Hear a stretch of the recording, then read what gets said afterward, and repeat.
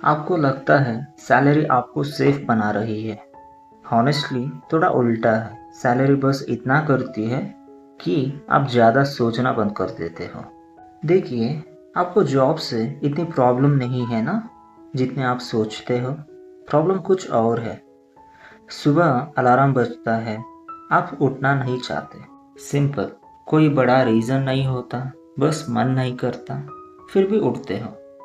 क्योंकि एक थॉट आता है, एब्सेंट हो गया तो प्रॉब्लम हो जाएगी। और ये लाइन आपने इतनी बार रिपीट की है कि अब ये नॉर्मल लगती है। दिन निकल जाता है, काम होता रहता है, कॉल्स, मैसेजेस, डेडलाइंस। बीच बीच में आप थोड़ा फ़ोन देख लेते हो। फिर शाम को एक अजीब सी थकान होती है, सिर्फ बॉडी नहीं, दिमाग भी। और रात को थोड़ा सा लगता है, यार मैं कुछ और कर सकता था। लेकिन आप उस थॉट को पुश कर देते हो क्योंकि कल फिर वही काम करना है। प्रॉब्लम पैसा नहीं है, प्रॉब्लम ये है कि आपका ब्रेन आदत डाल चुका है। फिक्स्ड पैसा आता है ना, तो दिमाग रिलैक्स हो जाता है, सब ठीक है। और जैसे ही कोई अनसर्टेन चीज़ आती है, दिमाग तुरंत ब्रेक मार देता है, रुक जाओ। इसलिए आप ट्राई नहीं करते, इसलिए आप स्टक फील करते हो। एक बात थोड़ी अजीब लगेगी, सेविंग उतनी हेल्पफुल नहीं है जितनी आप सोचते हो। हाँ, ज़रूरी है, लेकिन एक पॉइंट के बाद वो आपको काम कर देती है। और जब आप काम होते हो, आप पुश करना बंद कर देते हो। और एक चीज़, जब सैलरी बढ़ती है ना, तो फ्रीडम नहीं बढ़ता, बस टैक्स बढ़ते हैं। अब आपको और लूज़ करने का डर लगता है और फिर आप और केयरफुल हो जाते हो। धीरे धीरे आप रिस्क लेना ऑलमोस्ट बंद कर देते हो। आपने ये नोटिस किया होगा, आप काम कर रहे हो, फिर अचानक फ़ोन उठाया, स्क्रॉल किया, किसी को देखा, कुछ बना रहा है, कुछ सेल कर रहा है। एक सेकंड के लिए लगा, इंटरेस्टिंग है। बस एक सेकंड, फिर तुरंत दिमाग आता है, छोड़, ये सब अपने बस का नहीं है।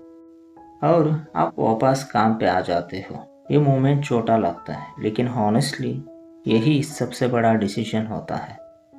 आपने ट्राई नहीं किया, आपने सोचना ही बंद कर दिया। क्योंकि अंदर से पता है सैलरी तो आ ही जाएगी, तो अर्जेंसी ही नहीं बनती। एक बात सीधा बोलता हूँ, आप फ्रीडम उतना नहीं चाहते जितना आप बोलते हो।